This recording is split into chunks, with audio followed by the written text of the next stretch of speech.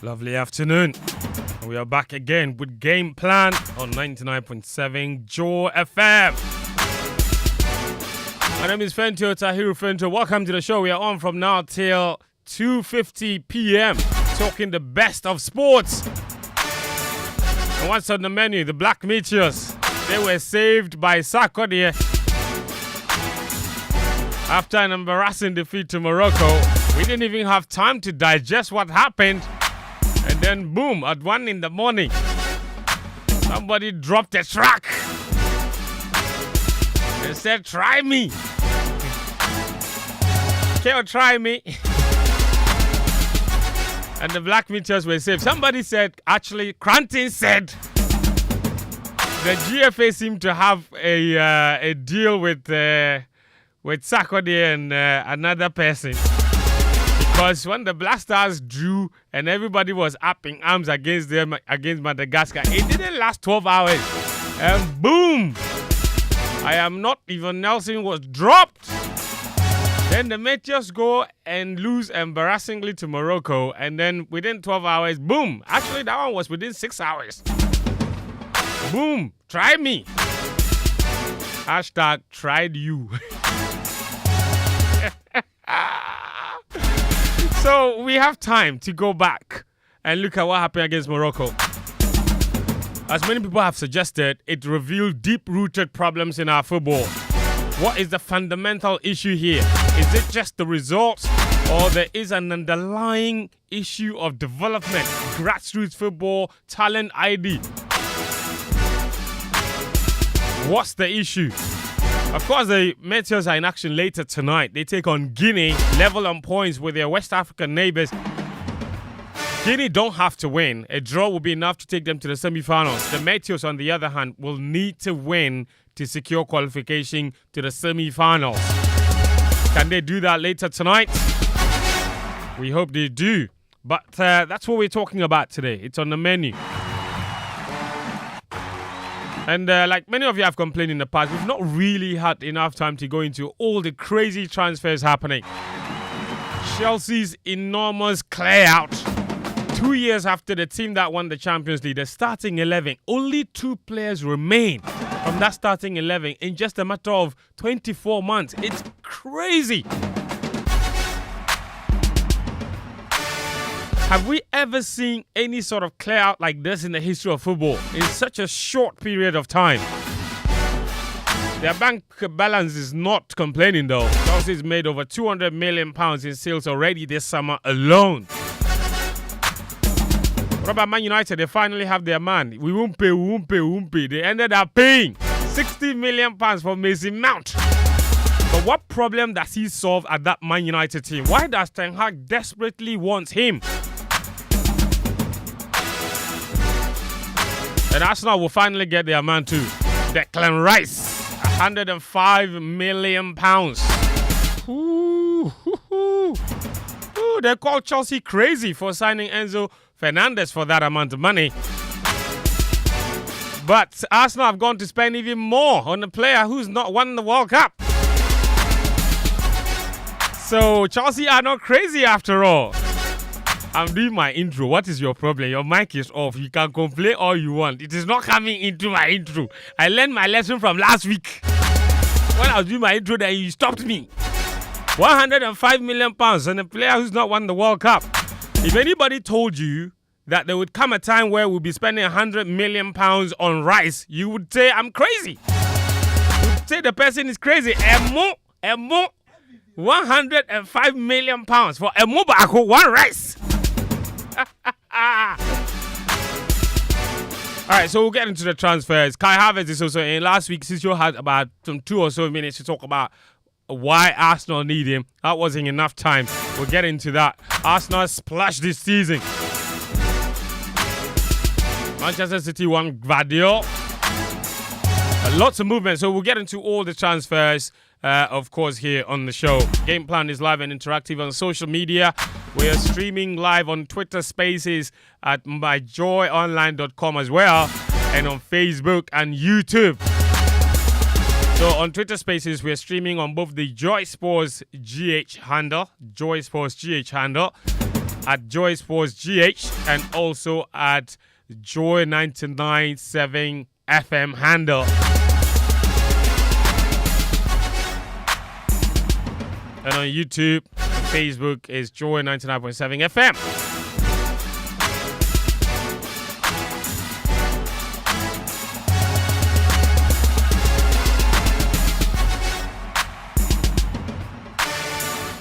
All right, so that's what's on the show today. But very shortly I will introduce my guests. But ladies and gentlemen, here you go.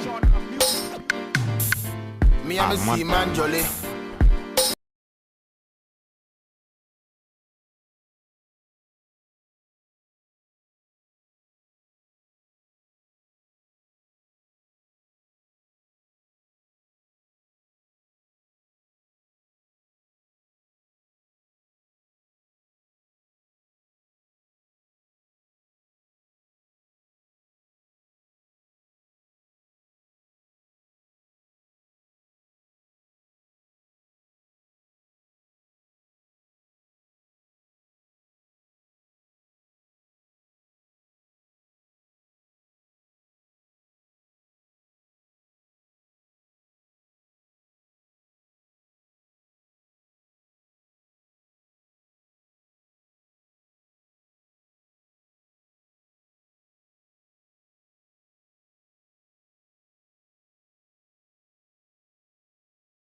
Sure. Any daddy, you are coming. Yes, you personal. Moya me babies. Adu runi video keke. Moya me babies. No, moya me babies. And also daddy. Daddy. Yes, but me mama ska. Daddy, you see, it's different. There's daddy and daddy and daddy and zaddy.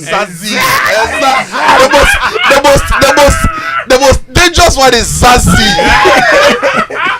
So wait, let's go through them. There's daddy normal. Daddy, okay. And Zazie. Don't be thick fast. That one at the bike house at the red house. Right. Sitsofe, Philip Atsrim, Daniel Koranteng, Gary L. Smith, and joining us on the show today. No, Fridays are fun, man. Joining us on the show today, replacing the man who's decided to go on leave to enjoy his salad. Shock. Atsu, Tamakloe. Atsu, Tamakloe. Charlie, welcome to the hood, bro. You realize of all the people in the studio, yeah, there is one person who could decode Zazie and who qualifies to be called one. Okay. Hey! And that person is you can only know by experience. If you haven't lived it, you can't call it. Yes. Interesting. I know who it is. Yeah, but Masha, the person has already decoded it. So what do you mean you know who it is? It's You see, you are too loud. That's the problem. you are too loud. No, you are too loud. Okay. Which makes you suspicious. Like my brothers in Takwadu say, Mercy. Victor, how are you? I'm great. How are you, brother? Yeah, welcome to the show, man. Welcome to the show. Listen, one of my absolute favorite things happened this week, okay? Our very good friend, Joshua Clotty. Yeah. Every now and then, he likes to... Challenge. But this one... When I listen to it... This latest one... He enter you. Oh, my brother. But you see, there are some sound bites that are good for the time that we are in. Yes. So listeners, when you listen to the sound bite, you will see that... You see the significance of it? Of the sound bite in the week that we are talking about. Gary Asmed, you know everything. This is Joshua Clotty, the boxing philosopher. Listen to him. You have to forget about women, because when you train a lot, the only thing that comes to your mind is sex. Sorry to have used that word. When you using yourself too much with a woman, you're not gonna go nowhere, because you're always gonna be weak, especially when it gets to a fight. There are too many women here, and everybody have some. Because of that, it's really putting the boys down. It's not even only boxing, including soccer. Everybody have maybe 2 girls, and even because they are little kids, right? They don't really know how to use a woman in a room. They go like 4 or 5 rounds in the sex and all kind of that. Sometimes it's very bad. Trust me, it's weakening the sports. When you want to manage them, the first thing they request is they want a room, as soon as they get the room, they will take their girlfriend in. Joshua Clottey. You gotta go nowhere. Yeah, You ain't gotta go nowhere. No. Guys, I have a question for you. Yeah. And your production team especially. Uh-huh. Did they play that instead because Clottey is on the list, or they played because Clottey is on Clottey the is list? no. We played it because Clottey is a philosopher. Yeah. First of all. Yes. First of all, he Yeah. is a Go on, that philosopher. First and foremost. No, first and foremost, Clottey is a philosopher. We cannot forget his predictions before that Dogbe and whose fight? Yeah, before Dogbe's fight. Yeah. And then Kome's fight. He Yeah. said both of them were going to lose. And what happened? They lost. And listen, he's a veteran sports person, so Thank when he you. has an advice for the young sports people, Yes. we have can't- to listen. We can't deny them of So this the long and short of it is that You're Joshua gonna go nowhere. Clottey says we should forget about winning another world title because the current up and coming boxers like sex too much. They like Bakus. And he says because they are young, he said they don't even know how. He said he doesn't have a problem with liking women, but because they are young, they don't even know how to use the women well. And they do multiple rounds. Thank you. He 4, said 5. 4 or 5. No, multiple is maximum 3. Okay. This is several. And he said it makes you weak. And he would know, wouldn't he? He did. Yeah, that's why I said the young ones have to listen. And he says not all. Listen, he said not only boxing. Even soccer. Even soccer. Please, okay. Thank you. But this shade is it for some people in Morocco? No, Is it for, are you sure? Because they too, they are playing like some way. but this is a very interesting thing. I mean, this is not what we meant to talk about. But honestly, this is not the first time somebody has said something like this in our space. Because I remember quite famously, I did that interview. Malik Jaber in Kumasi. Yeah. He accused the Kotoko players. Yes, too much. It was you. Of course. He said Kotoko were performing poorly at the time because the players liked too much sex. And that's not he wasn't also the first. I've heard this multiple times in our space during interviews where some people have suggested that too much begmatics might be affecting performances. I don't know, Sicho. You read an awful. You're obviously not an expert in that area, but I'm deferring to you, looking at your face and everything, the way you are smiling. I'm excited. On a more serious note, Yeah. is there credence to that? Because There I've is. read Yeah. elsewhere, for example, famously, Ronaldinho has said for him, he can't play well if he doesn't have sex before a match. Yeah. There was always a smile on his face. Yeah. Yes. See, but Ronaldinho, But- Ronaldinho was an outlier. Yeah. And even for him, maybe you're not talking about a lot Multiple, of numbers, multiple, like several, as Gary will put it. And I know coaches at a very elite level who would even tell their players. And I remember Antonio Conte's Inter Milan team that won the Serie A very recently, 2 years ago. I remember. I remember when Antonio Conte would even give them schedules on when and what time to have sex with their partners, and even told them That's interesting. what sex positions were good or not. And for him, it was for the players during the season, for the woman to be on top was not healthy because it could give them a lot of growing, problems. And this Because was of a public document Yeah, because of- distributed to all the players. because of the intensity of the strain and the way the players played. And so if you remember that Inter Milan team, Yes. The they fitness. were at their fittest. Yes. I remember, and that was done. It is the hamstring. Yeah, and that was done for at the time where Pintus came back to the club from Real Madrid. He was very good fitness guy, and before that, he was with Real Madrid. And you remember that Real Madrid team that went for that Champions League 3 times in a row. Yeah. They also used something of that sort. So likes of Ronaldo, Benzema, Modric. That's why they were very fit. And when Pintus left that period, and went to Inter Milan, the Madrid dip was clear. Guess what? After Conte left Inter, Real Madrid contacted Pintus again, and when he went back, Real Madrid go back to win the Champions League. Wait. because What year did Hazard join Real Madrid? After the 2019 That Europa was League. after Pintus left. after Yes. he had left. What are you saying? So I'm just saying. He's Say just saying- injury, kwa. Injury, kwa. Yes, but what has that got to do with what we are talking But about? we know Hazard. What do you know about him? Oh, we know him. You and who know If him? Pintus was there, Hazard would have been fit. and I remember. I mean, reports from it there sometimes said that Lautaro Martinez and the partner actually confirmed that in an interview somewhere that the players, especially Lautaro, had very, very peculiar times that he could only make himself available for intimacy at that level. So yeah, at the elite level, Some star. there are fine margins that coaches, experts in fitness will tell you that this is what you can do, this is what you can do. And even if you want to do it, this is how you have to do it. Which for many people would be boring, wouldn't it?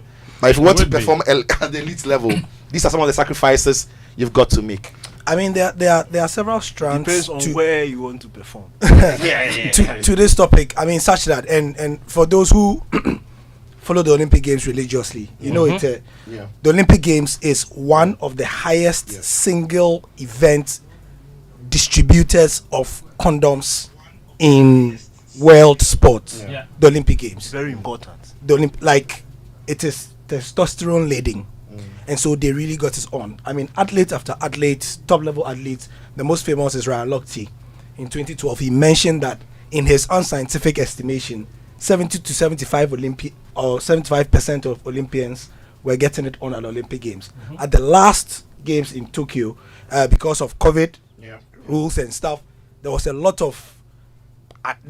of annoyed athletes because it wasn't available, because touching and contact and things were not encouraged. So the official decided that they will give the condoms only when they were leaving Tokyo. So instead of 65,000 pieces of condoms, only 16,000 were distributed, and people were not happy. But at the games before that, they ran out of rubber. Keep manufacturing. At the games before the 2022 Olympic, that's Brazil. Now Brazil Nankasa, you understand? Without the games, there was a problem. So nobody was surprised when at the Rio Olympic Games the supply of condoms were exhausted. But it's an old belief. Taking it further, if biblically, when we were going to war in this time of Saul and stuff, they were advised not to. To get it on. Some athletes have also said, like you mentioned, Ronaldinho said he needs to, but many athletes have said that their regimen is regulated, and so before key games they don't do it because it lowers their concentration, and physically there are all manner of kinds of Stanford University also has put some out studies on that. Studies, looking at how it affects positively or negatively, and so on and so forth. So that's interesting. That's very interesting. And even in tennis, a lot of these tennis stars, some of them are dating tennis athletes, like they date themselves, And I remember, I think last year, Berrettini was dating Ida, at the time, and they were all at the same Grand Slams. Of course, all of them get there, so they're sharing the same rooms. I remember one of the things that Berrettini's coach wasn't happy about was that, because once two people who are top athletes are dating, and the recovery time and turnaround time for tennis is not too long. You play a game today, the next day or two you are on. So he wasn't happy about that, and these are some of the reasons. So at the highest level, it's there. But now it's become a sport in some jurisdictions, hasn't it? That was debunked, wasn't it? It was.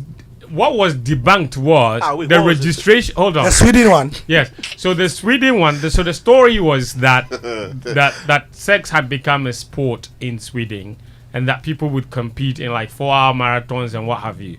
Okay. Hold on. Hold on. Daniel, behave. Hold on. I'm behaving. Hold on. So like Gary said, so what became apparent was that the application of the Swedish Sex Sports Federation was actually rejected by the Ministry of Sport in Sweden. Their application to become a sporting body, like NSA. Yes. But the actual story is true that intention was there. Can we get in touch with them and can we test it if Ghana it's open? Whether the National Sports Authority wants to do that. I've seen some sport, they are doing slapping. If what people do in by hiding, we can turn it to we have all kinds of people who listen to us, experts or people, footballers. So if you want to weigh in, let's know. Exactly that's where I was going. The WhatsApp number 055 1111997 055 1111997. Also on Twitter, the hashtag is Game Plan. Let us know your own personal experience when it comes to sport, mixing sex and sport, because Clotte is making a very serious point about how we may never win another world title as a result of sex, which I find very, very harsh, because if anything at all, it should be pushing us to greater heights. Instead, Clotte says it's it's mitigating. But the different things. I can't remember what exactly led to me looking at. That's why I'm able to quote some of these things. It has different effects on people. Some people psychologically don't know, like, sort of when to stop. And hi, Davido. And Clotet does explain his point. He says those who do it, what you said, several. Yeah, he said it makes you weak. Yeah, that's what he said. Some people are disciplined to the extent that now, if you watch some of the true life stories and how some athletes know how to deploy it as a motivation when training. Yeah. Some also don't know how to. So the most famous of those who knew themselves, their bodies, their temperament, and so decided to go off it before fight was Muhammad Ali. Yeah. Read about that. Almost 2 months before every fight, he won't touch a woman because he knows he get issues. Yeah. He knew himself. If he starts against me. Exactly. So in other words, once you pop, you can't stop. Yeah. On a more positive note, we 10K, the Man City left back. When he played, he was solid. I even forgot the story. Yeah, Benjamin Mendy, over 10,000 women. No, he was accused. But he was never fit. Oh, he was never fit, but he was solid. No, after ability, he had the guy But fitness is another issue, and now we are back to the same matter. It's not necessarily about performance. The closest would come to in terms of clarity on within which context it is permissible. Perhaps has to be Usain Bolt. So when he was talking about his other athletes from the same training camp, right, who did not make it, Johan Blake and the likes, he was very frank, and he says the recovery time between these activities and the parties and Blake likes to party a lot, is perhaps the difference between who becomes the next great athlete and who becomes the great athlete now. Because so he speaks about the human body being different for each person, how the body can cope with injuries and the recovery time that they have. And even beyond the recovery time, the span between being fit and getting to competitive fitness, right? So just as for athletes, it is different. And just as for athletes, one injury and being fit and engaging in sexual activities can prolong the fallow period for, say, the next 6 or 4 months. And Blake had a lot of those moments. For footballers, it is the same. They can essentially plateau. And for elite players, it is very easy to confuse the period of, or the state of plateau with their period of excellence. Because they are still in the mix. They are still doing well. But that X factor may not be there. And that's something you only come to the realization over time and not immediate. And that's an excellent point that Atsu made. So for certain disciplines, it is easy to see the effects of the sex immediately. In sprints, in tennis, you see it. It's instant because he's no longer making the time. He's no longer hitting the I think serve. that also sets on very individual sports. Exactly. Where you've got no teammate to put you along when you're flopping. So in team sports, you have a bit of a protection because you have other Ronaldo will score. So if Bale is flopping, he will do so. And you see, if you're going to do it, you will need a timetable. That's why for everyone who speaks about it and says they are successful, it is because they had a strict adherence to a very specific training regime and schedule. The tennis example that Sitso gave is very instructive because these are Berrettini and his partner, different athletes with different training schedules. Training schedule, different coaches. Exactly. If Berrettini is ready for sex in the second week of a month and his partner is only ready in the third week of the month, and he's been forced by his partner to do it, it creates problems for his coach because the coach is not going to understand the commitment that he has made and to his partner. Exactly. How would the partner is also not going to understand. And you see, for the coaches, so it can create conflict. For the coaches in individual sports, it is easier for them to see the patterns in non-performance or the drops in non-performance. Two of them have their dog. I sure say that's in what they say. I'm very glad Atsu mentioned the physical aspect of it because that's essentially the point that Clotet is making about it making you weak. He talks about the recovery and it feeds into what everybody believes that sex is a massive workout. So if you have played a game or you're to play a game and instead of using that period to rest, you're using it for sexual activity, that is, you're limiting your recovery time. Look, not to interrupt you, but for Africans, we should stay away from it. Because but you see, No. I see where he's out there going. in Europe, I see where say he's going. even in the Caribbean, where they invest a lot into Science. At Blake's level, at Yeah. Bolt's level, there is a lot of science into what they eat, diet, and That can aid with recovery. exactly. They take those things seriously. Go to Bukum. Speak to Samuel Techi. What does he eat before bouts? Bangu.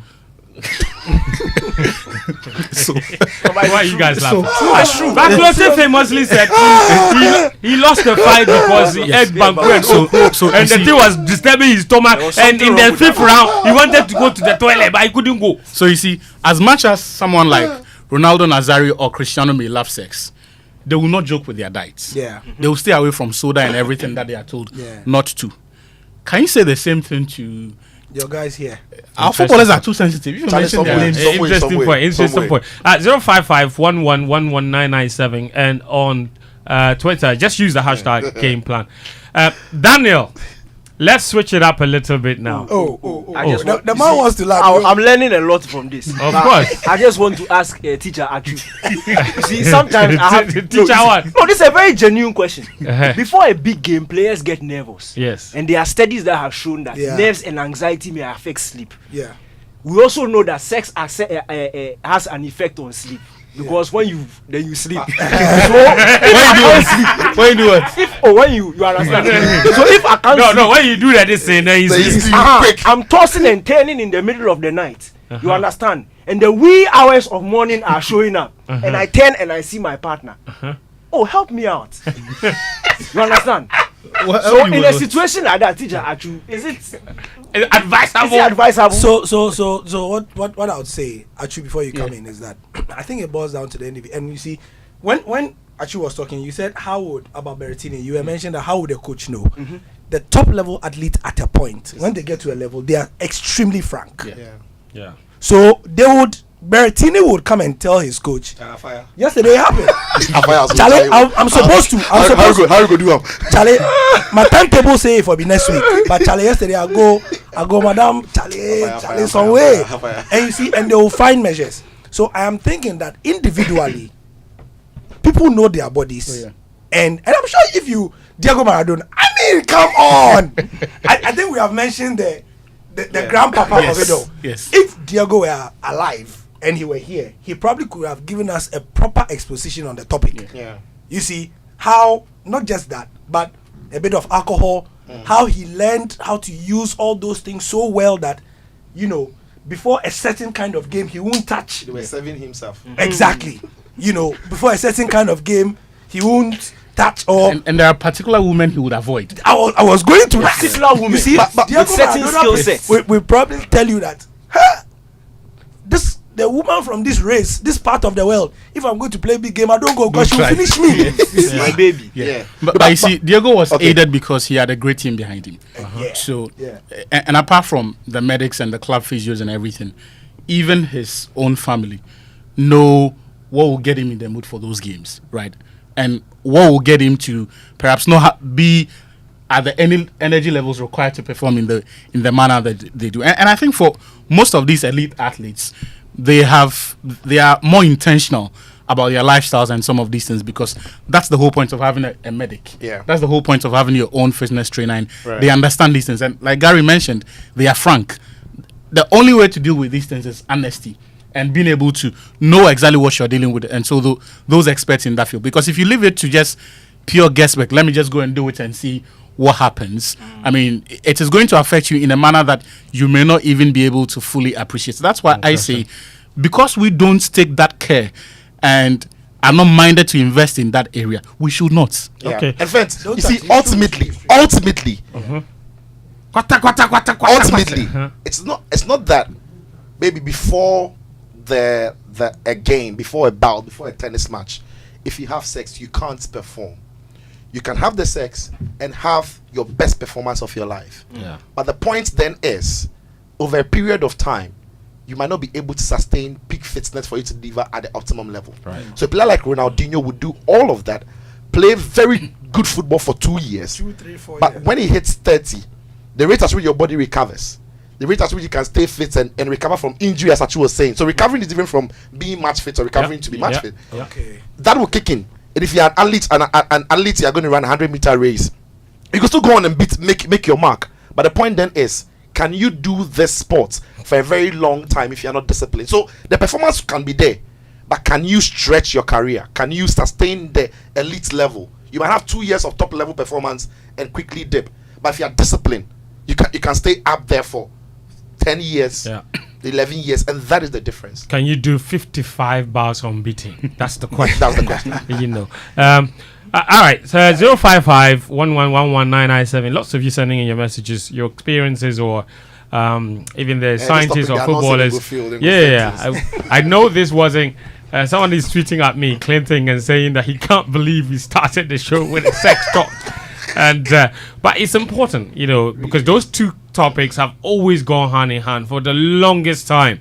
You know, and maybe more open in some cultures than others. Because over here, some topics, some people deem to be taboo topics and what have you. But, you know, this is Joy 99.7 FM. We lead the way in terms of conversation. So what you think is not talkable. It's what we're dealing with.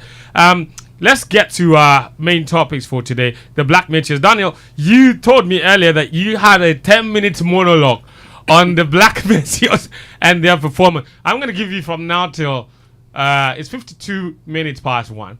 We're 8 minutes away from hitting 2 o'clock. I'm going to give you from now, to 2 o'clock. Pour your heart out. The Mitchells are still within, you know, a very good touching distance of qualification. They just need to beat Guinea. So we might go from maybe being all up in arms suddenly to praising them and them qualifying for the Olympics and all of us looking maybe what? You know what do they like to do it? They like to call us out. Every time the team does well after criticism, they like to come and say, aha. They told you say it, But Daniel, what's your 5-1 against Morocco? Before that, they conceded 2 late goals also against Congo. 7 goals conceded, the most in the tournament. And now they have to beat Guinea to qualify. Is it all a disaster? Or if they qualify suddenly, you know, all of us that were very much disappointed would suddenly be looking very stupid? Charlie, popcorn, please. Daddy, give it. Look, some way. But you see,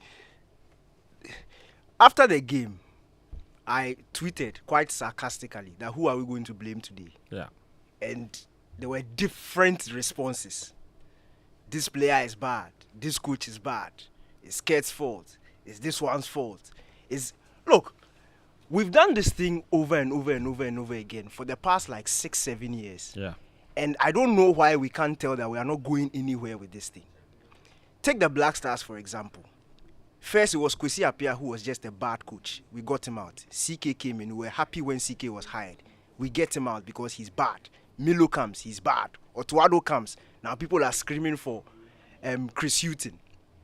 He's come. We already want him out. Look, Jan was playing. He's old. He should get out. Jan goes. There's Wakasu. He's a problem. He should go. Babraman shines because of him. He should go. Dede Ayew. We are not going anywhere with this thing. Look, there's a fundamental problem with our football. Okay. And it all feeds down to grassroots. It is a fact. Look, let me do my chair well so that I can. Go on. Look, all these small reasons, they are just the dirty politics trying to take our minds away from what the root cause is. They know. Fent, guys, I'm telling you, the people at the GFA, the football people, they know. Okay. They know that if they fix the grassroots, we'll reap the benefits. But it's hard. It's difficult. Yeah. It takes money. Yeah. It takes time. Yeah. It feeds them better to allow this rotten system to go on, and individually they can make their money. But collectively we are suffering. Look, football is evolving. In fact, it has evolved. Ghana is like 10 years behind. 15. 15, 20. 50. Look. 100. Because of the intricacies of these modern systems, it has fed into how grassroots players are trained at the grassroots level. Mm-hmm. This week, I was doing some small research and I was reading FIFA's framework for youth football. When you read that document and you compare it to what we see over here, your heart will break. From ages 6 to 12, that is the introductory stage. During that period, they are teaching these footballers simple basics, as in how to pass, move. And the document is so specific. From ages 6 to 10, 6 to 12, you are doing introductory. But from 6 to 10, everybody trains together. So there's no goalkeeper, there's no midfielder, there's no striker, there's no defender. At that age. Everybody plays. And everybody learns the basics. How to move, how to understand different rules. Yeah. From 10, that's when they start splitting them up. And of course, when you are playing from 6 to 10, they'll see who has the potential to score. They'll pick their interest. They'll pick their interest. So by 10, they start breaking them into positions. So if you look at the football education of some of the top, and let me use Andre Onana. Andre Onana was Barcelona. Yeah. Very young. To Ajax. So when Onana picks up the ball in the Champions League final and is walking between opposition attackers like he's not afraid. It's not a fluke. It's not a fluke. The guy no passing past McTominay. He's not just talented like we've not. No. This is training. It was in his education. It was part of his football education. Right. He has learned that over the years and he's reaping the benefits. And you see, we like to dance around these things. But the truth is the truth. And we need to stop. Look, if you don't invest in the root, there's no way you can reap the benefits. When you continue to read that framework, and you see what they've done is that it's like a guideline. Yeah. Every association will pick it and add and subtract something, find it to. But the fundamentals are the same. The fundamentals are the same. Yeah. When you go on to read, from age 10, in fact, the next group is 13 to 15. Yeah. But of course, from 10, they start breaking them. Sure. From 13 to 15, you are perfecting the acquired technique. So now they are training you as a midfielder. So these guys are now the defenders. We've all picked up the basics. The roles. Now the basics you learned from your early stages, of course, they apply differently. So a way a midfielder interprets movement is different from a way a defender does it. So now we are specializing on your role as a midfielder. This is specific training. This is specific training. Yeah. And this is what is happening elsewhere. Yeah. The people who are doing the football. What's happening here? Oh, we had to talk the ball. It raps on vibes. Look, at this stage, everybody is beginning to understand their role. From 16 to 18, that's when they learn to compete at high-level competition and character building, mentality. Yeah. Now, remember when the Black Starlets were playing? And I kept on saying that is the stage where they need to learn how to win. It's not about development there, per this document. Under 17, by that time, you have almost that is the ideal situation. That is the ideal situation. Yes. That when you reach that stage, you've gone through school. That is the first exam. That is like BEC. So now you go, everybody who's been learning from Brazil will come and meet everybody who's been learning from Germany. And it is the best of the best through everybody's youth system which is functioning. And you come and meet and players learn how to compete. Not football. Your mentality. Fixing your mind on 100%. 100% concentration. How you relate with your teammates in a camp, in a group. Going through that tournament experience together. You captured it accurately. It's like BC. It's the first time. That's the first time. And you write BC to pass, not to test whether you are good. Like you write to pass. You see, or pass. not to cut you, Daniel. The main reason, for example, in our situation, and that is exactly what we began by saying that we're 15 years behind. The reason at 17 years, Ghanaians are still insisting on seeing a style, on seeing the player develop the technique is because we're how many years behind? In other countries, at that level, they should be winning. Yeah. In our level, at 17, it is now you're teaching the basics. Yeah. So Ghana Premier League players are 25 years old. When they go abroad, they don't even have the basics that 10-year-olds and 13-year-olds have picked up in the football education system in Spain or in Brazil. And that is the problem.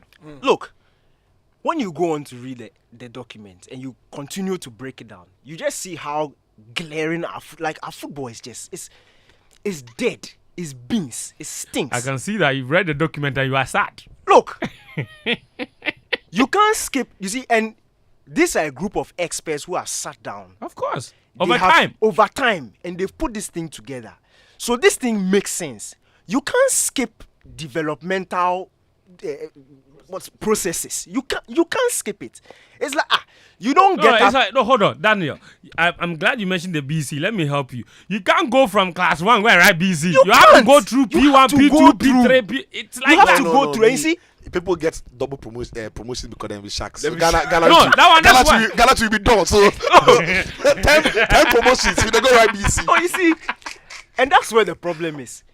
Even for those examples of, let's say, players or students who skip the processes and are promoted. I mean, they skip 1 or 2 classes. No, even that. Yeah. When they get to SS, you can see that Akakakra. True. Character-wise, they are not there yet. True. In terms of intelligence, they may know, but they may not be able to interact well with that group of people, or those group of people. Very, very so true. it shows. Look, Charlie, if you skip, you will fail. Mm-hmm.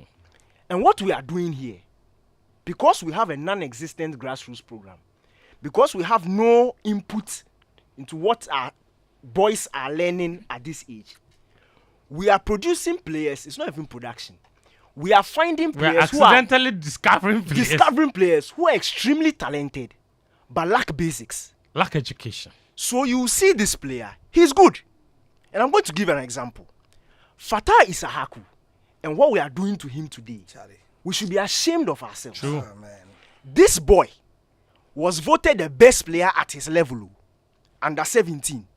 No, it was under 20. Under 20, and he was 17. When he was 17. Yeah. In the whole Africa, if this player is supposed to be the best player on the continent, comes to your league, completely bosses it, and then all of a sudden gets a transfer to European football, and it's had to they send him back to a B team. And I'm not saying it. It's Ruben Amorim, the head coach of Sporting Lisbon, who said it. Yeah. He said the boy lacks basics. So he's going to learn the basics and come back again. And today we are sitting here, Fatah Hassan, let's go and take this play. You are going to take who? If Fatah is not good enough, then who is good? Unless we go and carry all the right dream boys. Basically. No, seriously. No, it's true. Yeah. Because they are the only ones with proper football education now. You see, that's where I'm going. These are two very like examples. Fatah Isahaku has gone through the typical Ghanaian football system with no education, but he's gone through the processes. So he's done under 17, he's done under 20, he's done under 20, he's done Black Stars. He's struggling. Kudus Mohammed goes through Right to Dream, proper system. Under 12, 14. Under 15, 14. Then they've taken him to Norgeland, goes to learn basics. He's done under 17 Ghana. He's done under 20 Ghana. He plays Black Stars. Yeah. Not even in terms of ball ability. Mm-hmm. When Kudus wore the Black Star shirt for the first time, did he look like somebody who was in a He scored on his debut. I was there. You see, it's not about the scoring. Yeah. I'm talking about Kudus' the personality when he wears the Black Stars. That's what I mean. Like the confidence alone. He's ready. True. He's ready because he's gone through the system. Yeah. This is not the first time he's going to represent Ghana. He's done it at under 17 when he was developing. He's done it under 20. So when he comes to Black Stars, he's ready. The fact that we are glorifying... Energy? Oh, you are... Look! If you have answer homo. No, but energy here. So wait. Look! Okay, sorry for digressing.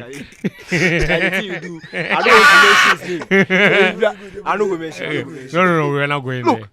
The fact that we are sitting here glorifying international transfer targets, recruitment into our Black Stars, it's a serious problem.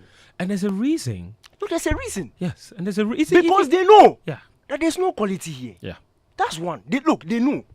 There's no quality here. And club football is very different from international football. Yeah. And this is why I want Black Stars fans and national team fans to understand. Mm-hmm. It is very different. You can't sit here and go and scout at all levels and say, oh, there's some Ghanaian doing very well in Italy. Then you just go and drag him, 19-year-old. He has never played in Ghana before, and come and slot him into the team and expect that because the 11 players you've gathered are individually talented, they are supposed to excel. It's very different. Yeah. Extremely different. Look, club football, let me just give you averages. Go. A club football manager in pre-season has about 50 training sessions. Yeah. An average of 50 training sessions before the season starts. 50. 5-0. 5-0. So even if he buys a new player, Mason Mount, when he comes, at least 50 training sessions. Hagi can mold him. Can have like you 50, understand? 50 before the season starts in August. National team manager, on an average, when you look at the FIFA calendar, they have 6 training sessions. And the 6, now I've said it because I'm saying it's 3 days, but it's morning session, evening session, so times 2. 6 before you play a match. Because they come on Monday. The first game is by Thursday.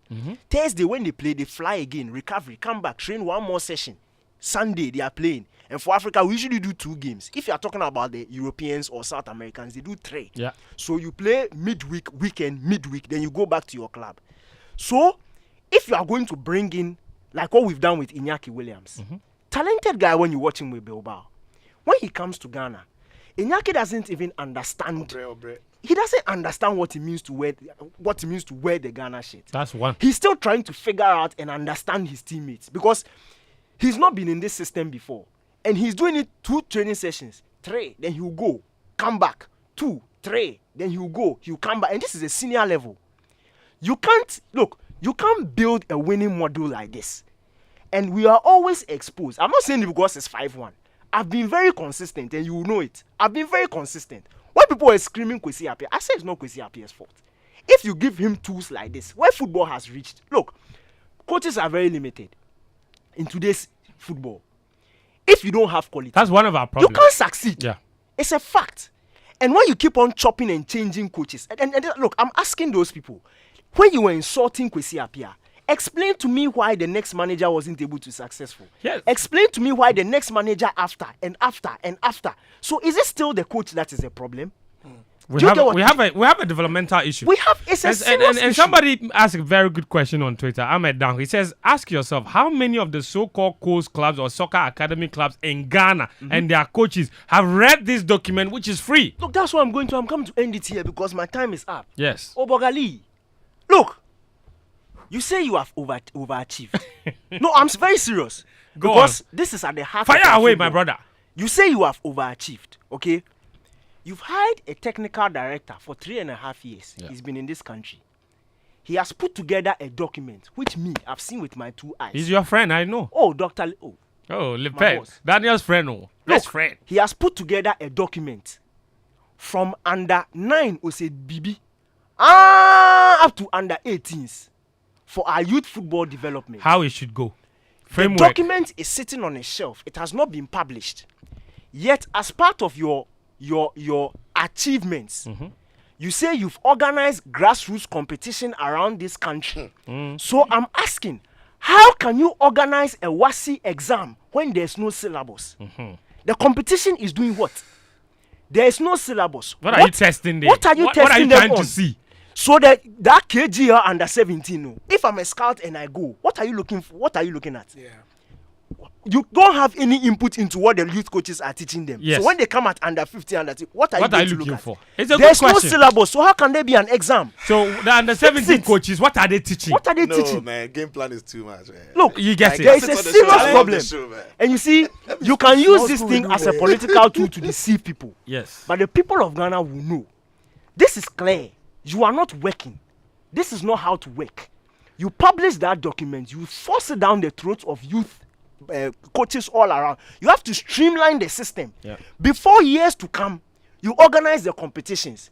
You can't organize the competitions and gather the coach boys and say, go and play. Then you come and take pictures and splash it on social media and tell me that is propaganda. You are doing grassroots football. And you see, and the point Daniel is making, Sicho, just quickly, you see, the evidence you need that we have a massive gap in our football education is what you see from the Ghana Premier League players when they go out. Absolutely. I mean, the very best of them, not even like average one, the very best of them. Where are they? Where do they go? Because Daniel mentioned something important. Fatau Ishahaku was the best player in the Ghana Premier League before he left. In the 3 or 4 months that he played in the Ghana Premier League, he was the best Ghana Premier League player before he left. What happened to him?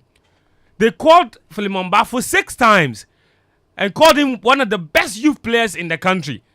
But we were doing national team camping for AFCON while he was doing trials in Portugal. They said it was so important that we have to wait for him. They said give it 2 years. 2 years we are here. Where is he? Kwame Poku, top scorer. He went to Algeria. Where is he? Fence. Listen. The lad has been in our youth setup since 2017. You watched him 2 days ago. Has he improved? When you look at, no, it's not personal. When you look at him, does it tell you that this is a player that has improved so much that he can thrive elsewhere? And has he added any value? Has our football system added any value? I mean, to Barnier the left player? the league as one of the Barnier, most I was exciting coming players to him. watch, and all of a sudden, but the point is, listen, and when you mention coach football, right? Anybody who knows me knows that I'm never a fan of it. I know Ghanaians are very passionate about it because for them, they've seen some talents from their neighborhood play in coach teams and they've gone out to become superstars. But the likes of Stephen Appiah, all these players who went through coach football, I personally believe that if they had proper grooming at that age in proper football educational systems, they would have been by far better footballers. By far. Like, when you watch someone like Stephen Appiah, right? Mm-hmm. He was so talented. I think, development-wise, I think his talent took him far than any football star that education. in Ghana. He didn't have the best football education. Yeah. And for me, coast football, it's not proper. Because it feeds back to what Daniel was saying. Because we don't have people with technical ability anymore to help train the players. No, even those who were there before, they didn't have it. You see, coast football was formed by people who were passionate about football. Mm-hmm. Yeah. They'll put kids, people who can organize. People who can organize. Organizers. They'll put kids. And because you are older, you watch a lot of football, you know who a number 2 is, you know who a number 3 is, you know who a number 4 is. That is not football. And so we are excited that a coast team in Dansuman is playing against a coast team in Kolebu. Mm-hmm. And the two communities will be happy to go and sit there and watch because these are very young kids in the neighborhoods showing massive talent. The key word then is talent. Yeah. But they've not been refined. Yeah. And we've hyped coast football from 30 to 2023. That coast football, we have to organize a coast league. Listen, you don't build footballers through that system. I've always said that when football was all about talents, Ghana was about the best country maybe in Africa. When football became science, and we business. are nowhere near. Yeah. Because now we are coaching kids with science. And listen, to be an elite footballer, you can't start your training from age of 17. Why elite? You can't. You can't start from the age of 18, 15. Danny has mentioned it. 6. And it's integrated in the school system. 7, 8. And that brings me back to the point that when Keto Kreku, Kwesina Ntechi, that was before Ket, whoever comes after Ket, tells you that their FAs can fix Ghana football, they are lying. It's politics. They don't have the capacity. So until the government itself takes you see, there's no serious country in the world that is serious about football. Mm-hmm. That has left grassroots football development for their FA. Never. The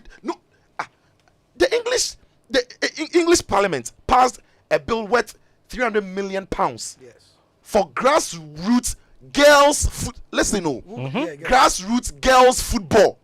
300 million. 300 million pounds for grassroots girls football. The idea is, when these kids have gone to the school, it is the government who are training their pitch teachers.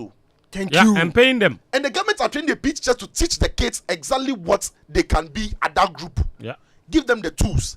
When these kids are playing in these, organized things around that age, then the academies around who have been certified as, you see, everybody comes and says I have an academy. Who have been certified. We don't have an academy regulation here. Yes. They're still working on it. Who have been certified that you are a proper academy. You can enroll kids and train them for sports. They can and go education. There. And education. Mm-hmm. They can go there and then pick these talents. And then At continue. It's been checked though. And continue with the learning process. Yeah. In this Ghana, everybody has an academy. The schools don't even have parks. Well, if the government wants to even institute this thing, where will their kids be training? So if you have PE teachers, even at our schools today, where will the 6-year-olds train? Famous Berlusconi's speech that he gave. Yeah. About what he predicted to be the collapse of Syria. He said the government's involvement in football in France, England, was going to give them an advantage because, in Italy, the academies have to find their own youth talents. In France and England, the governments, as Atsu explained, will put money aside, pay instructors, teach these kids, And so the academies benefit so from from 13, 14, 11, the academies, you come and take them. If the curriculum you are teaching is consistent with what the government wants the kids to learn, then you take them. Yeah. His reading in 2007 was that the Italian government's unwillingness to make that level of investment was going to culminate in a situation where they will stop producing elite talent because to a certain point, money cannot bail you out. Yeah. The money has to go straight to the grassroots. And because they were not investing, he thought they were not going to be competitive again. And here we are. And it's the same situation with Ghana. Yes, and finally, before I wrap up on this thing, you see, when you go to a government school at the basic level, Saito, minimum your tuition is paid by government. Minimum. Yeah. When you go to a government school at the secondary level, these days everything is free. Our time, minimum tuition is catered for by government. When you go to a public university, you're not a fee-paying student. Your tuition is taken care of by government. When you are done with the school, a private company like this, multimedia, can employ you.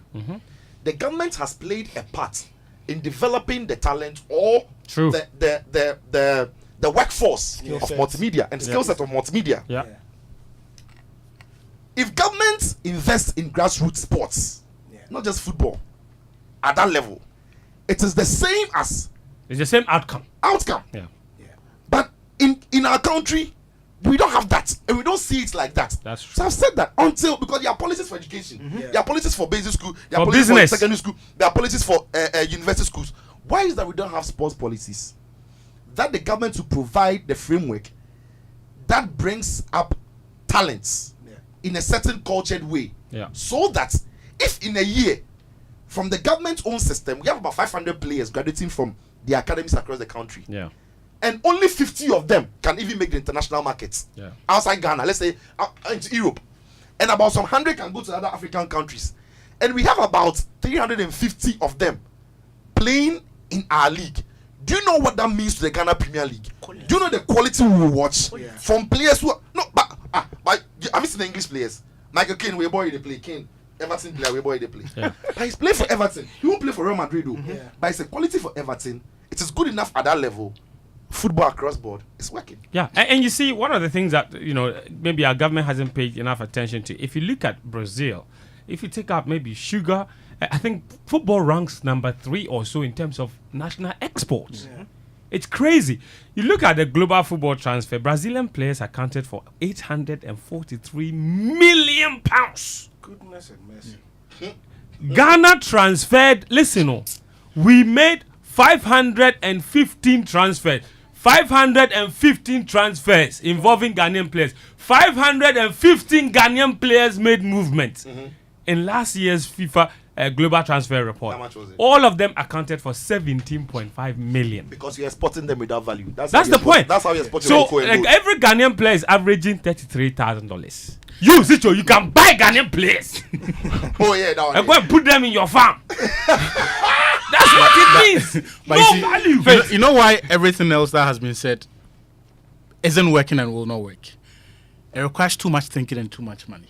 That is what Danny said. You see, but that's what Danny said. your government when Danny interest- was starting, he said They know. it is. He said they know, but it is too It requires expensive. time. Yes. It requires So they're time, finding shortcuts. Yes. and it is too hard. Yes, Alright. your That's government's what Danny interest said. only comes in, Yeah. and we're all of us here. We are aware of the moves that Yeah. people are making. The government's interest comes in during election time. As usual. So who becomes the I GFA beg you, 30 president? seconds. If I don't say this in my I heart, need- I I need- beg you. If I don't say this in my heart, to not rest. Okay. Look, the importance of the various processes. Yes. Go and check the best football players in the world. They've been They through this all had a clear They've been through route this through Yeah. youth systems. Clear plan. Messi, Ronaldo, whoever, Declan Rice, Osimhen. Missing Fat, Nobody all has of skipped them. a process. Nobody has skipped. So, to the Anthony, 19-year-old and 18-year-old very talented Ghanaians, when they call you and you think you are going to make the Black Star squad and you are dropped and they call you for under 20, don't feel too big. It is part of the process and it will help you. All right. And let's stop encouraging them. Some students and say, the guy, you didn't call him for Black Stars and you are calling for Black Meat. Go and play for Togo. wait. It's true. I need Euro under 21 is going on. Have you seen the English squad? Emil Smith Rowe, Them all day inside. Harvey Elliott. All of them. League standard players. Anyway, this is Game Plan on 99.7 Joe FM. You heard Daniel Koranteng, Sitsofe, Philip Atsrim, Gary L. Smith, and Atsu Tamakloe are here with me, Fentio Tahir Fentio. We're on from now till 2:50 p.m. Your thoughts and messages are welcome on the issues we've been talking about. Most importantly, recently, we have been talking about grassroots football development in Ghana and how it's affecting our production of talent and even talent identification going forward, ultimately reducing the value that Ghanaian players bring on board. We'll take a very, very short break. When we come out, read some of your messages here, and then we go into... You talk about the game. Oh, so the game, are we qualifying or are we beating Guinea? Charlie, the Lord is our shepherd. Okay, They're Sijo. not ones, yeah. That's right. So we are relying on I had some 2 minutes on it, but you go. Isha and Liar and Vibes. I had some 2 minutes on When it. we come back, I don't want to go back to that game. So should I finish it before? No, you? at least on Tanko. We need to say some truth No, to him. see, let me just hold 2 on. minutes on it. We need to say some truth to Ibrahim Tanko. Hold on. Host, do you have 2 minutes to spare? I don't want to come back to this topic. I So- want when I come No, back. I not want this to read topic, it. So but Tanko. Sicho. So you make it 90 seconds. 90 seconds, quick. Listen, the team that we have for tonight's game, Yes. the problems we've seen with the team didn't happen in the game against Morocco. Okay. The problems we saw with the team happened in the game against Congo. Okay. But Congo was a weaker team than Morocco. Morocco only took advantage, the advantage that Congo didn't take. And it's come back to hunters. And I always thought that the 3 goals he scored against, Congo, yeah, there were 3 goals, yes, but I don't think they were necessarily goals that were clearly worked out and everything. Some of them just happened in moments. And we don't progress the ball well. We can't defend well. They've got too many spaces. And the fear for me has been the fact that in tournaments like this, the turnaround time is so short. Yeah. After the first game, the boys couldn't train again. The only thing they could do was to recover because they played on Sunday. They recovered on Monday. They played on Tuesday. True. They've had 2 days before today. They played on Tuesday. They had Wednesday to recover, Thursday to train, Friday they are playing. Do you know what that means? Of all the terrible performance that we've seen in the 2 games that we've watched, or more recently the Morocco games, until you have high elite level performance, there isn't much you can change about the team, and that is where my fear is, because you cannot use a 1 training session To fix the problems. to fix the problems we saw in the game against Morocco, unless the players know exactly what they are doing. True. And they are very they are Elite. So you can change to 4-4-3 to 3 back or something And they will execute. quickly. But with the boys we have, Yeah, the team that we have, I'm not very confident Yeah. going into the game against Guinea. And we've seen Guinea playing their 2 games. They've looked better than the Black Stars. They have looked better. The Black Meteors, I should say, Yeah. to be fair. But I can only hope as a Ghanaian that tonight, some way, somehow, something gives and we go through.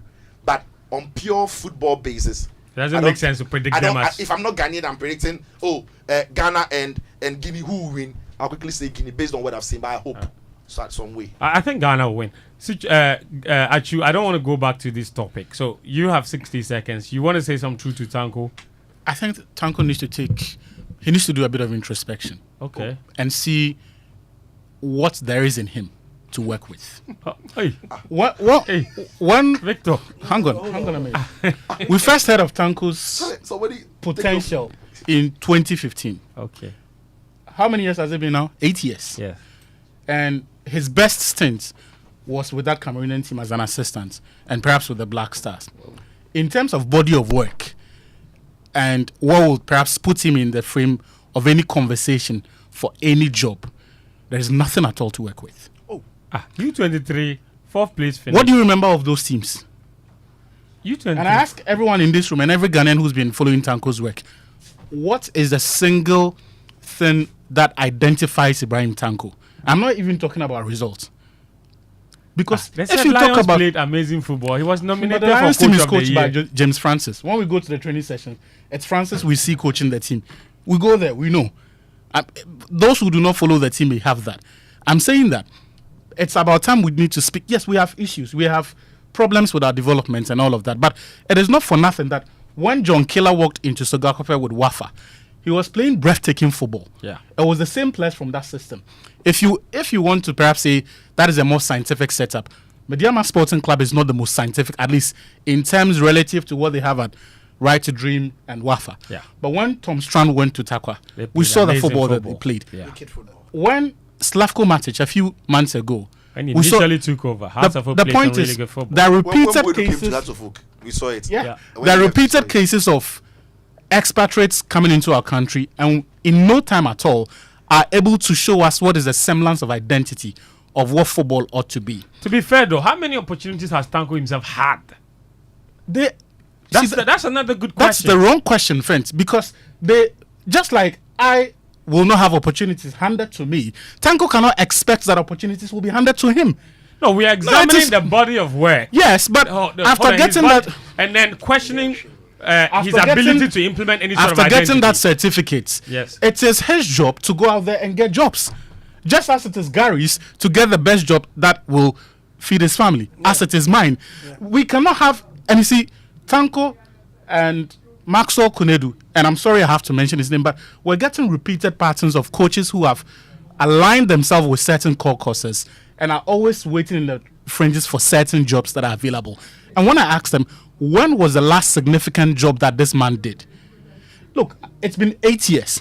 Is Tanko happy to be the second man for every top coach that comes to Ghana, or the man waiting in the fringes to So be you're given? saying he's not ready to go to take I'm just take saying. that next I'm step. just saying that there's too much that suggests that he's not Onyadi. cut for it at this level. Alright, interesting. And 8 years is an awful long time. Okay, Atsu, thank you. You made your point. This is Game Plan on 99.7 Joy It's FM. you. Who will be back shortly. Get ready for the most anticipated youth empowerment event of the year. The Magdan Youth Connect Summit is back. This time, it's coming to the vibrant city of Cape Coast. Yes, the driving force in empowering the youth and fostering national level collaborations makes a grand stop in the central regional capital with the finest policy influencers, thought leaders, and young minds from various institutions to engage, design, and accelerate youth empowerment efforts inspired by the legendary Daniel Macaulay himself. Having ignited true potential across many tertiary institutions in Ghana, it is time to change lives on Fantaland, Cape Coast. Get ready to connect with a visionary himself, Ghana's #1 business philanthropist, Dr. Daniel Macaulay. Friday, 30th June 2023 at the new Examination Center, University of Cape Coast from 3 p.m. sharp. Don't miss this once-in-a-lifetime opportunity to engage in thought-provoking panel discussions, gain insights from accomplished individuals, and unlock your full potential. Mark your calendars and get ready for an unforgettable day of inspiration, networking, and empowerment at the Magdan Youth Connect Summit 2023 on Friday, 30th June 2023 at the new Examination Center, University of Cape Coast from 3 p.m. sharp.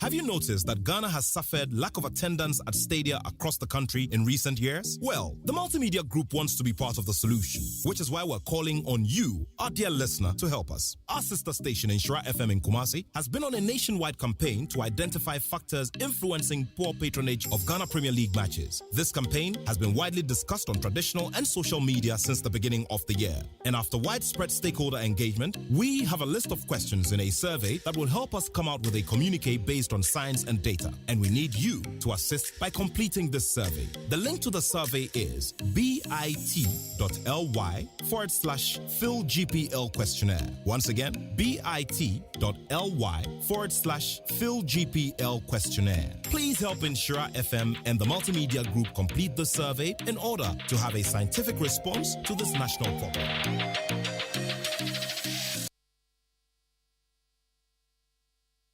Joy 99.7 FM.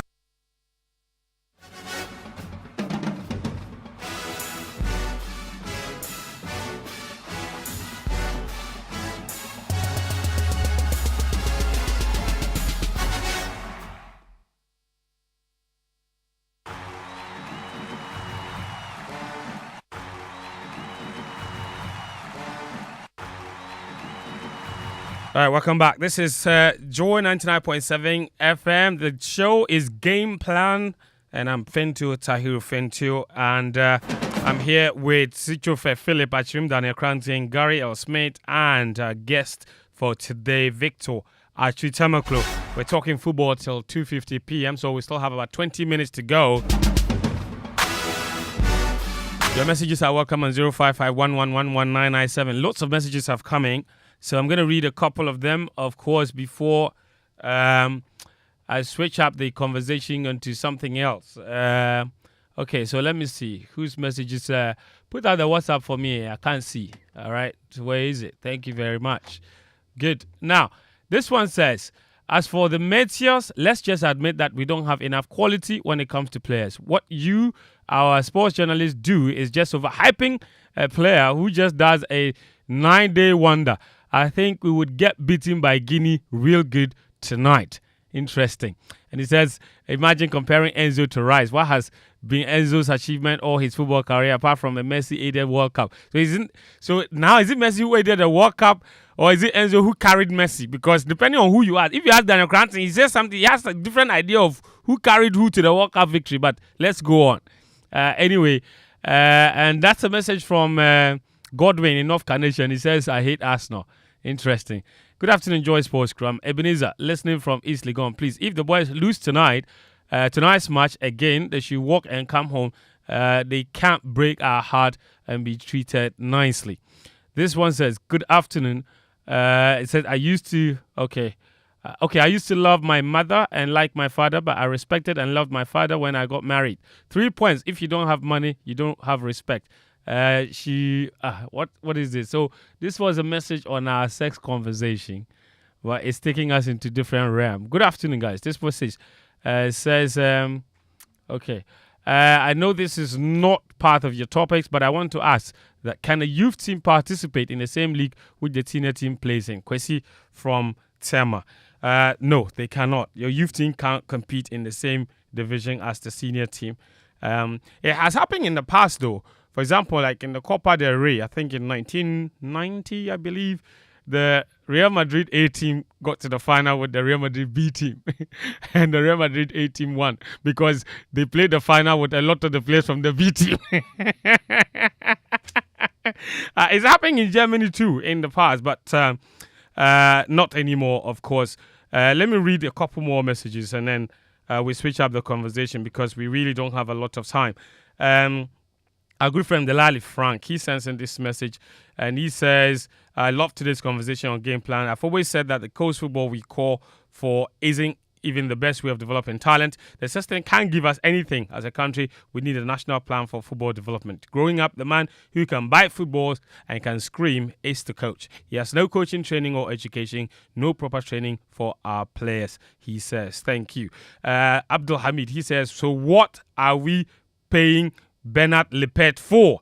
So going back to that conversation about Bernard Lepet. Amako says, today is wild and intriguing.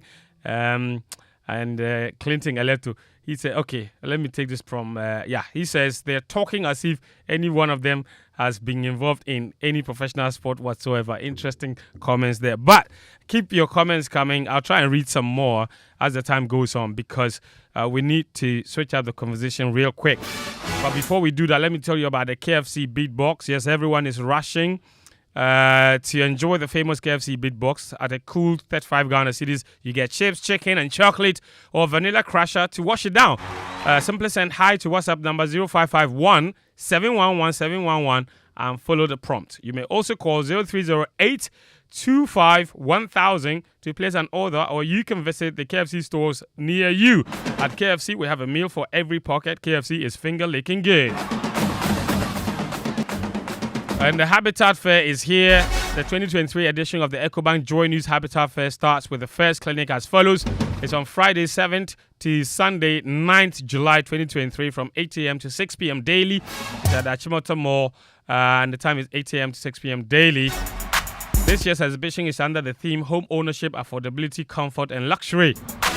Visit the clinic and engage the providers in the housing value chain on all your house needs, be it financing, land acquisition, rent to own, outright purchase, roofing, lightings, electronic appliances, home security and home furnishing. The EcoBank Joy News Habitat Fair is your one-stop shop for everything housing. For exhibition, please call 0540 110 389 or 0244 260 653. There will be daily giveaways by the sponsors to visitors at the fair. The Ecobank Joy News Habitat Fair 2023 is powered by the Plant City Extension Projects from Cities and Habitats and sponsored by Elegant Homes and General Constructions Limited, where quality meets value. DBS Roofing, your roof expert. Syntex Tanks, a strong, a tough. The Ecobank Joy News Habitat Fair, affordability, comfort, and luxury. Duraplast is also here. They're asking, who's your guy? I mean, your only G for life. Who's got your back? Guess what? The rains are here. And again, you and your reliable partner for quality plastic products in Ghana, West Africa, and Central Africa, Duraplast Ghana Limited, they're saying, let's leave no chance to water storage. Get water tank. Yes, water tank, the only water storage with water level indicator to let you know the accurate water you have available. At Duraplast Limited, precision is a virtue we trust most. Hence our consistency in providing you with quality PVC and HDPE pipes for accurate and excellent plumbing or electrical works, including drainage pipes for free flow of water without implosive blockages. When we say it's 5,000 liters, then it is what it is. Call Duraplast Limited today on 0242-818-874, 0242-818-874 for your water tank and other plastic pipes products. You can locate them at plot number 1011 and 12 Dadiban Road, North Industrial Area, or locate a distributor close to you for your authentic Duraplast product. Water tank, what a tank! Remember, where Duraplast goes, water flows. And, of course, the Ghana Export Promotion Authority, in collaboration with UNIDO, with full funding or with funding support from the European Union, is organizing the maiden edition of the Welcome Made in ECOWAS exhibition in Ghana under the West African Competitiveness Program. Over 100 MSMEs operating in the processed foods, cassava, and cosmetic sectors will showcase their products and services from the 29th of June to the 1st of July.